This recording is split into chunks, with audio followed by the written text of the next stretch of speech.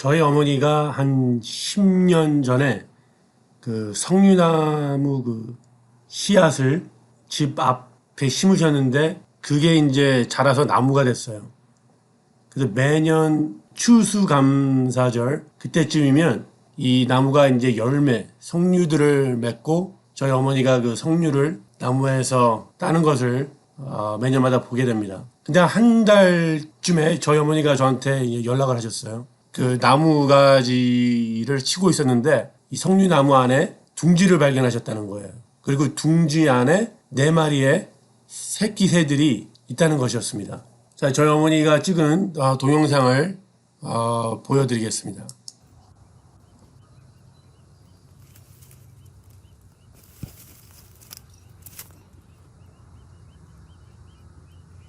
그래서 이 이야기를 듣고 저도 그게 궁금해서 이제 그 둥지 근처에 가려고 했는데 그 둥지 근처에 가려고 하니까 나무 근처에 제가 그 아빠 새와 엄마 새를 발견했는데 이 재밌는 게 뭐였냐면 둘이서 번갈아 가면서 그 둥지 근처를 지키고 있었고 다른 한 마리는 먹이를 구하러 간 것이었습니다. 저희 어머니가 저한테 경고하시기를 어머니가 그 둥지 근처에 가려고 하면 그 아빠 새나 엄마 새가 저희 어머니를 공격하려는 그런 소리를 냈다고 그래요. 그래서 저보고 조심하라고 그러셨는데 그래서 그 경고를 듣고 어느 정도 저도 거리를 유지하면서 이 새들이 어떻게 하나 관찰을 했는데 정말 열심히 그 아빠 새와 엄마 새가 거의 한 5분에 한 번씩 입에다 먹이를 물고 그 새들을 먹이는 것을 목격했습니다. 저는 그 왜 사람들이 새를 보는지 그 영어로 그 bird watchers라고 하는데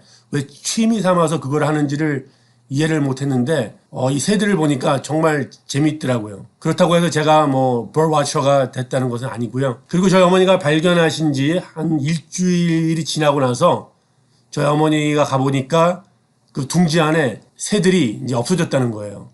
그래서 저희 어머니가 되게 섭섭하시다고 저한테 그 말씀을 하셨는데 그 얘기를 듣고 제가 이 새들에 대해서 좀 궁금해지기 시작했습니다. 도대체 이 새들의 이름이 뭐고 어떻게 그 번식을 하는지 그래서 좀 알아봤는데요. 이 새들 이름이 영어로는 Northern Mockingbird고 그 한국말로는 북미 흉내 쥐박이라고 알려져 있습니다.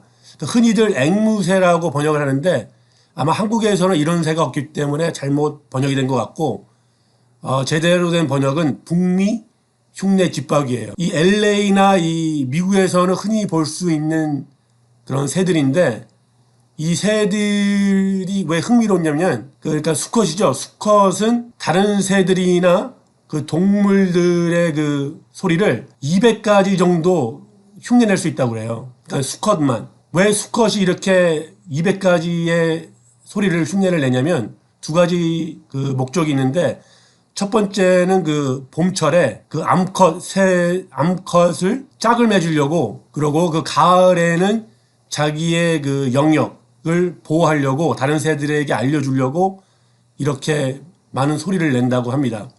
그 암컷도 이 노래를 하지만 이 수컷만큼은 노래 실력이 이렇게 좋다고 하지 않네요. 그리고 이 새들이 왜 이렇게 재밌냐면 그 다른 새들에 비해서 자기의 그 둥지를 아주 그 공격적으로 지켜낸다고 합니다. 얼마나 공격적이냐면 그 자기네들보다 훨씬 등치가 큰 그 매 있잖아요. 매를 공격하기도 한다고 그래요. 그러고 보니까 생각나는 그 사건이 있었는데 제가 그 한번 그 골프장 근처에서 걷고 있었거든요. 근데 그 2마리의 조그만 새가 매를 공중에서 공격하는 모습을 제가 봤어요.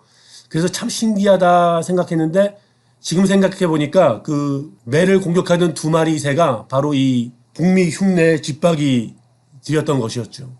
자기 새끼 새들을 보호하려고. 보통 이 새가 그 알을 낳으면은 한 4개를 낳는데 이 알이 부화하기까지 어미새가 그 품고 있어야 되는데 보통 11일에서 14일 정도 어미새가 품고 있어야 한다고 그러고요.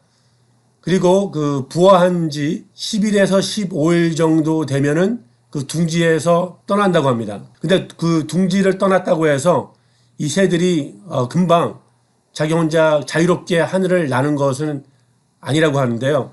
둥지를 떠나고 한 5일 정도 더 있어야지 자유롭게 날을 수 있고, 근데 정말 이제 그 키포인트, 하이라이트가 뭐냐면 이 새들이 이제 둥지를 떠나잖아요.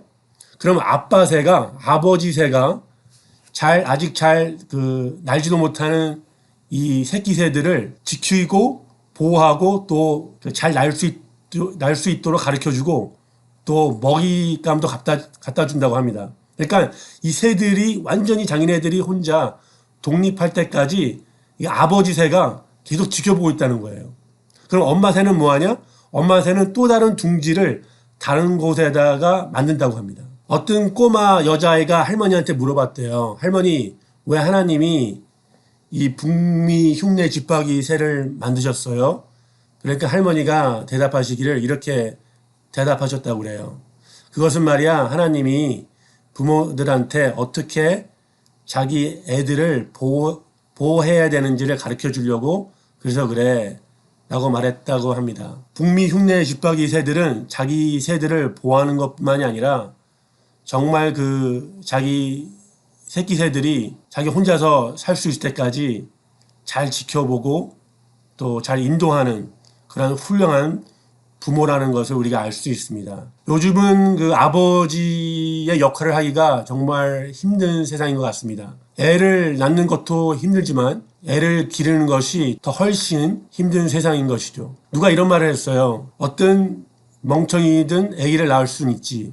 그러나 진정한 아버지가 되기 위해서는 진짜 남자가 돼야 해. 여러분 무슨 말인지 이해가 되시죠? 왜 요즘 많은 젊은 사람들이 특히 우리 남자 젊은 친구들이 방황을 하고 있습니까? 뭐 여러 가지 이유가 있겠지만 큰 이유 중에 하나는 바로 아버지가 없다는 것이에요. 아버지들이 아버지의 자리를 제대로 지키지 않고 있기 때문에 젊은 아이들이 방황을 하고 있습니다. 많은 아버지들이 되게 많이 바쁘세요. 물론 이 식구들을 먹여 살려야 하고 하기 때문에 많이 바쁘십니다. 그리고 어떤 아이들은 아버지가 누군지도 모르는 아이들도 있어요. 많은 이혼한 가정에서는 아이들이 아버지와 제대로 많이 시간을 갖지 못하는 경우도 많이 보게 됩니다. 이 젊은 사람들은 아버지의 인도함 또한 가르침이 많이 필요합니다. 그러나 요즘 세대를 볼 때 아버지가 없다는 것이 아버지의 역할을 제대로 하지 못하는 것이 굉장히 안타깝습니다. 그리고 한 집에서 같이 살아도 아버지와 자녀들이 대화하는 것을 보기가 힘들어요. 아버지는 아버지대로 스케줄이 있으니까 바쁘시고 또 자녀들은 또 자기 학교 일도 있고 또 소셜미디어에서 친구들과 또 이야기하고 그러느라고 제대로 같은 집에 살아도 대화를 못하는 경우를 많이 보게 됩니다. 저는 개인적으로 이 사회적으로 많은 문제들이 되고 있는 것들 가운데 많은 것들이 아버지가 가정에서 제대로 역할을 못하고 있기 때문에 생겨나는 사회 문제들이 많다고 생각합니다. 이 젊은 사람들은 이 좋은 롤 모델들이 필요해요. 제대로 이야기해주고 인도해주고 또 훈계해주고 이런 좋은 남자 롤 모델이 필요한데 근데 요즘 가만히 보면 이 젊은이들 가운데 롤 모델이 없으니까 이 사람들의 청년들의 또 이 티네이저들의 청소년들의 롤 모델이 누구냐면 연예인들입니다. 아니면 스포츠 하는 선수들이 이 사람들의 롤 모델이에요. 이 북미 흉내 집박이처럼 어린 새가 정말 혼자서 독립할 수 있을 때까지 잘 훈련시키고 또 인도해 줘야 되는데 우리 젊은이들도 이런 좋은 아버지들이 많이 필요한 때인 것 같습니다. 우리는 영적인 아버지와 이 육체의 아버지가 있죠. 우리의 영적인 아버지는 바로 하나님 아버지이십니다. 요한복음 1장 12절에 보면 영접하는 자 곧 그 이름을 믿는 자들에게는 하나님의 자녀가 되는 권세를 주셨으니 라고 말씀하고 있습니다. 우리의 영적인 아버지는 그냥 영적인 아버지인 것뿐만이 아니라 아주 좋으신 분이십니다. 출애굽기 34장 6절에 보면 이렇게 말씀하고 있어요. 여호와께서 그의 앞으로 지나시며 선포하시되 여호와라 여호와라 자비롭고 은혜롭고 노하기를 더디하고 인자와 진실이 많은 하나님이라 라고 말씀하고 있습니다. 우리의 영적인 아버지는 절대로 우리를 버리지 않으십니다. 그리고 그분은 우리를 인도하실 것입니다. 그리고 그분은 우리를 가르치실 것입니다. 그리고 그분은 우리의 영적인 아버지는 우리를 보호하시고 우리에게 필요한 것들을 공급해 주실 것입니다. 우리의 육체적인 아버지들은 온전하지 못하죠. 이 죄가 많은 세상에서 태어난 우리들이 어떻게 온전한 퍼펙트한 아버지가 될 수가 있겠습니까? 아마 여러분들 가운데에서는 어쩌면 어떤 분들은 아버지한테 버림받은 분들도 있을지 모르겠고, 또 아버지한테 뭐 어떤 깊은 상처 아니면 학대를 받으신 분들도 있을지 모르겠습니다. 그 어떤 분들은 아예 아버지가 누구인지를 모르시는 분들도 있을지도 몰라요. 그래서 어쩌면 여러분들은 아버지를 생각하면, 아버지란 단어를 생각하면 화가 나고 아주 분노가 일어나는 그런 분들이 있을지 모르겠습니다.